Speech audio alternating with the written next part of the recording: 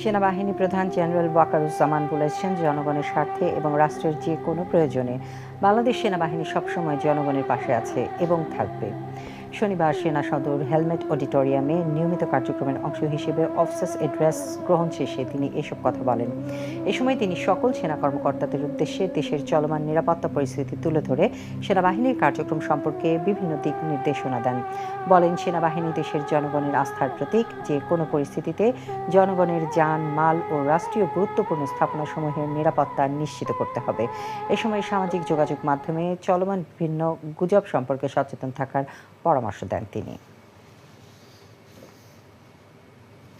বাংলাদেশে সংঘটিত ছাত্র বিক্ষোভের ঘটনায় যুক্তরাষ্ট্রের পররাষ্ট্রমন্ত্রী অ্যান্থনি ব্লিংকেনকে উদ্বেগ জানিয়ে চিঠি লিখেছেন দেশটির ২২ কংগ্রেস সদস্য। তারা ক্ষমতাসীন দল ডেমোক্র্যাট এবং বিরোধী রিপাবলিকান উভয় দলের সদস্য।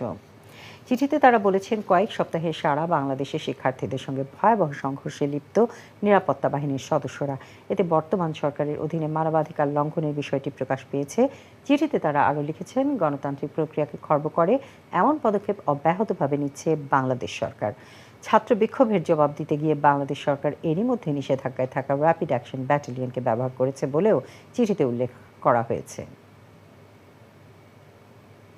কোটা সংস্কার আন্দোলনকে ঘিরে সহিংসতায় অন্তত ৩২ শিশু মৃত্যুর যে তথ্য ইউনিসেফ দিয়েছে, সেই তালিকা সরবরাহ করা হলে সরকার যথাযথ ব্যবস্থা নেবে বলে জানিয়েছে তথ্য ও সম্প্রচার মন্ত্রণালয়।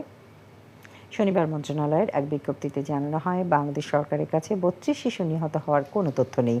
এছাড়া ইউনিসেফের এশিয়া অঞ্চলের পরিচালকের এই বিবৃতিতে কোনো নির্ভরযোগ্য তথ্যসূত্রের উল্লেখ নেই এবং নিহতদের নাম, পরিচয় বা তালিকা উল্লেখ নেই বলেও জানানো হয়েছে বিজ্ঞপ্তিতে। অন্যদিকে ইউনিসেফের বিবৃতিতে শিশু বেআইনিভাবে আটকের বিষয়েও উল্লেখ করা হয়েছিল। এ প্রসঙ্গে সরকার বলছে, আইনশৃঙ্খলা রক্ষাকারী বাহিনী জ্ঞাতসারে কোনো শিশুকে বেআইনিভাবে আটক করেনি। সার্বজনীন পেনশনের প্রত্যয় স্কিমই বাতিল করেছে সরকার। অর্থ মন্ত্রণালয় এক বিজ্ঞপ্তিতে জানায়, বিশ্ববিদ্যালয়, স্বশাসিত, স্বায়ত্তশাসিত, রাষ্ট্রায়ত্ত, সংবিধিবদ্ধ বা সমজাতীয় সংস্থার কর্মচারীদের ক্ষেত্রে প্রত্যয় স্কিম সহ সার্বজনীন পেনশন ব্যবস্থায় অংশগ্রহণের সিদ্ধান্ত বাতিল করা হয়েছে। শনিবার গণভবনে পেশাজীবী সমন্বয় পরিষদের কেন্দ্রীয় নেতাদের সঙ্গে অনুষ্ঠিত বৈঠক শেষে প্রধানমন্ত্রী বিশ্ববিদ্যালয় শিক্ষকদের প্রত্যয় স্কিমে অন্তর্ভুক্ত বাতিলের ঘোষণা দেন। এরপর অর্থ মন্ত্রণালয় স্কিম বাতিলের এই বিজ্ঞপ্তি দেয়। অর্থ বিভাগ গত ১৩ মার্চ পাবলিক বিশ্ববিদ্যালয়ের শিক্ষক, কর্মকর্তা ও কর্মচারী সহ রাষ্ট্রায়ত্ত, স্বায়ত্তশাসিত, স্বশাসিত ও বিধিবদ্ধ সংস্থায় নতুন যোগ দেওয়া চাকরিজীবীদের জন্য প্রত্যয় স্কিম চালু করে। এই স্কিম থেকে নিজেদের বাদ দিতে জুলাইয়ের শুরু থেকেই ধারাবাহিক আন্দোলন করে আসছিল বাংলাদেশ বিশ্ববিদ্যালয় শিক্ষক সমিতি ফেডারেশন। এ বিষয়ে শিক্ষা মন্ত্রণালয় জানিয়েছে, প্রত্যয় স্কিম থেকে বিশ্ববিদ্যালয়ের শিক্ষক কর্মচারীদের নাম প্রত্যাহার সংক্রান্ত সারসংক্ষেপ অনুমোদন করেছেন প্রধানমন্ত্রী। সারা দেশে সরকারি প্রাথমিক বিদ্যালয় আপাতত বন্ধ রাখার সিদ্ধান্ত নিয়েছে প্রাথমিক ও গণশিক্ষা মন্ত্রণালয়। আজ এক বিজ্ঞপ্তিতে এই তথ্য জানায় মন্ত্রণালয়। প্রাথমিক ও গণশিক্ষা মন্ত্রণালয়ের সিদ্ধান্ত অনুযায়ী চলমান পরিস্থিতিতে শিক্ষার্থীদের নিরাপত্তার বিষয়টি বিবেচনা করে পরবর্তী নির্দেশনা না দেওয়া পর্যন্ত সকল সরকারি প্রাথমিক বিদ্যালয় বন্ধ থাকবে। কোটা সংস্কার আন্দোলনের প্রেক্ষিতে পরিস্থিতির অবনতি হলে সারা দেশের প্রাথমিক বিদ্যালয় বন্ধ করে দেয় সরকার।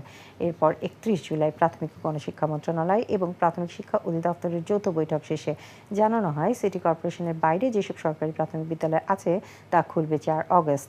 সেই সিদ্ধান্ত থেকে আবারও সরে এলো সরকার।